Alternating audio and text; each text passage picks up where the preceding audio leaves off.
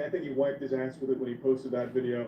He posted a grilled cheese video, and it showed that even Superman can bleed. Most people, it was met with a negative response, and then people just kind of roasting Ramsay for it. I imagine he still is a good chef, but there's one thing he struggles with, and it's grilled cheese, clearly.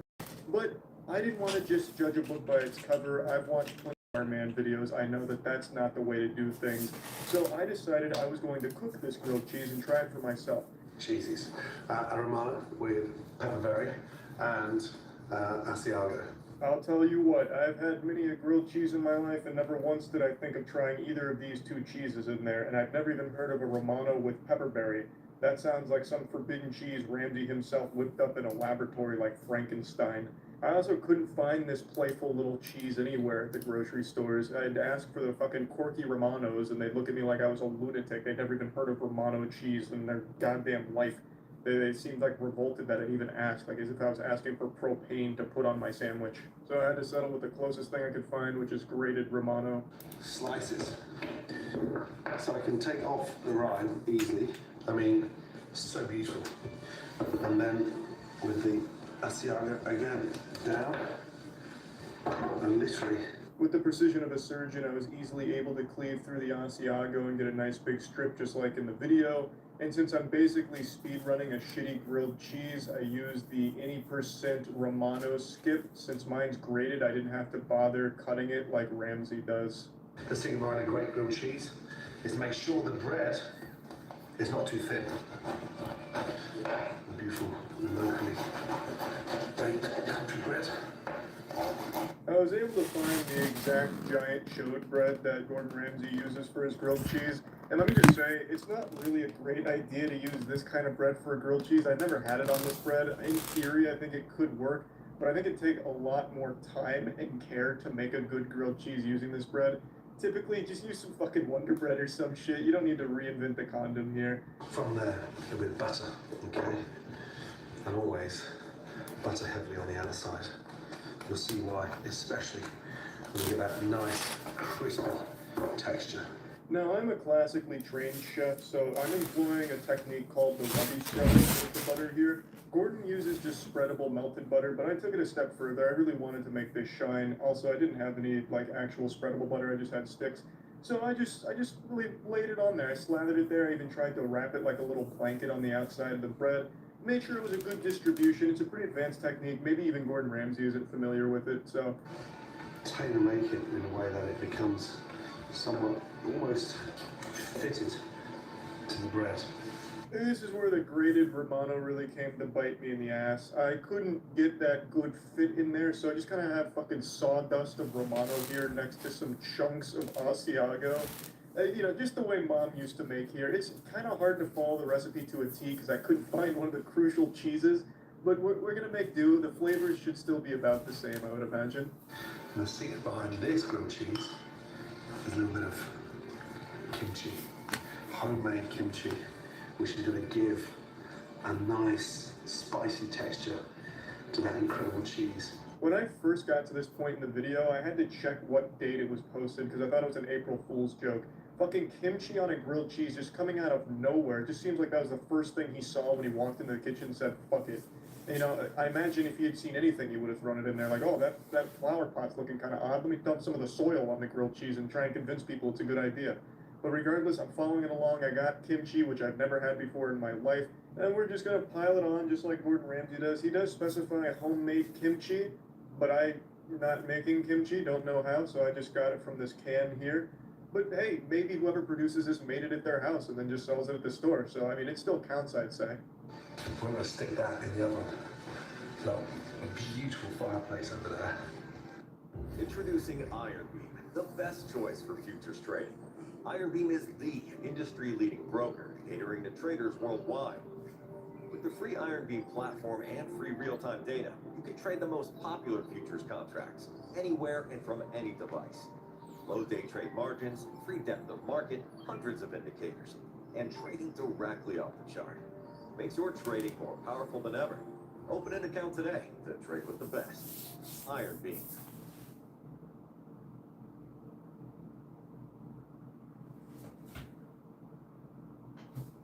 when it was the right time for my wife and I to launch our small business, we chose LegalZoom to create our LLC and business license. They made it so easy and Facebook. There are so many guarantees in place with LegalZoom that you're in good hands.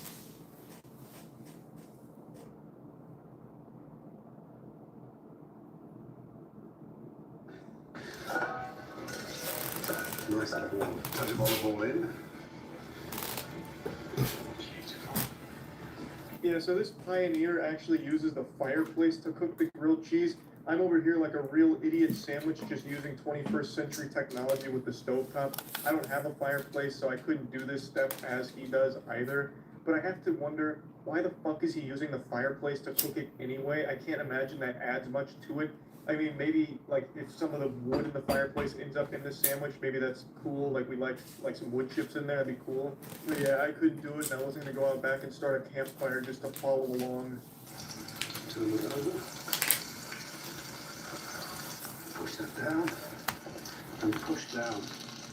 And that helps to get the cheese nicely melted. Turn that over and melt.